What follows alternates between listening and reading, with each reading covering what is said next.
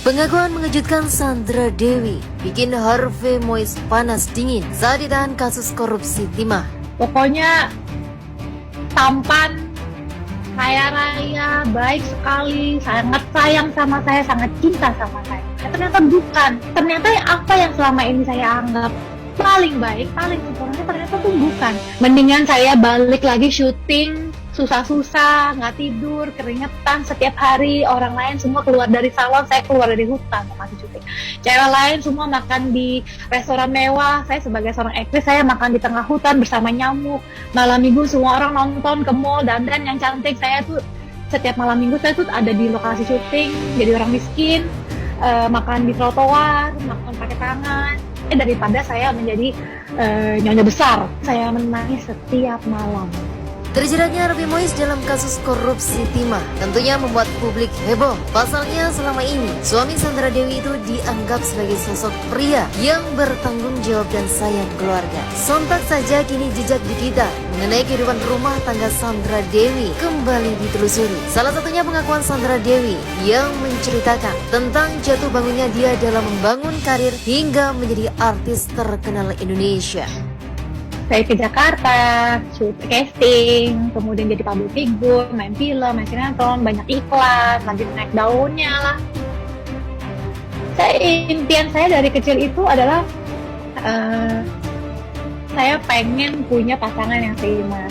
Nah, ketika saya menjadi seorang public figure, saya punya pacar yang menurut saya sangat sempurna.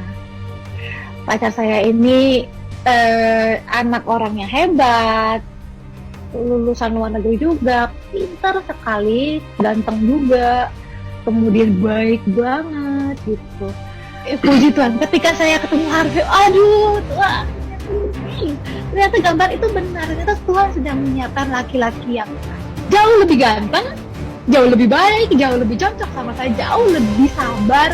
Dan ternyata gini, kini semua hal manis itu terasa luluh lantah lantaran sang suami telah ditetapkan sebagai tersangka kasus korupsi komoditas timah hingga merugikan negara mencapai 271 triliun rupiah. Hal tersebut nyatanya membuat netizen geram dan tak menyangka melihat kehidupan Sandra Dewi dan Harvey Moise yang selama ini terlihat adem ayem serta bergelimang harta. Kekayaannya luar biasa ternyata hasil dari korupsi yang merugikan negara Indonesia. Di sisi lain, imbas ditetapkannya Harvey Moise menjadi tersangka membuat Sandra Dewi dihinggapi perasaan kecewa, kalut hingga sedih yang mendalam. Bahkan dikabarkan Sandra Dewi tengah jatuh sakit. Ya, karena kasus korupsi yang dilakukan Harvey, harta yang dimiliki pun akan disita oleh negara. Sebut saja private jet, properti, hingga semua aset hasil dari korupsi. Sampai saat ini diketahui Sandra Dewi dan keluarga masih belum menjenguk Harvey Moise. Nah, ini ada yang nanya di dalam tuh ngapain aja kerjanya. Jadi di dalam tuh kegiatan mereka yang nggak terlalu banyak sih. Ya kalau pagi mereka ganti-gantian untuk membersihkan blok masing-masing guys. Ya karena di dalam tuh terdapat 4 blok guys. Dan di dalam setiap blok itu terdapat 4 WC dan kamar mandi. Nah kalau yang muslim tuh kalau waktunya sholat ya sholat. Mereka tuh rajin banget di dalam beribadah. Nah kegiatan mereka tuh kalau siang sampai sore itu biasanya mereka ngobrol, ada yang tidur, ada juga yang nungguin makanan dari keluarga guys. Nah kalau malam waktunya yang Kristen ibadah. Dan selanjutnya seperti itu terus.